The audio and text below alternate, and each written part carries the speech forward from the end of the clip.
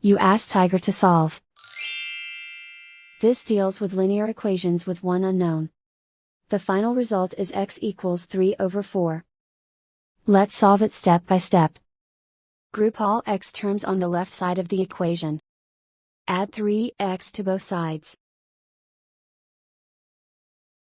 Group like terms. Simplify the arithmetic. Group like terms.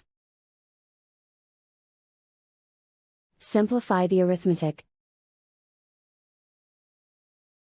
Group all constants on the right side of the equation.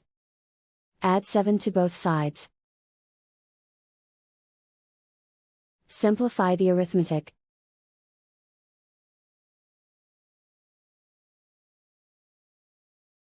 Isolate the x. Divide both sides by 8.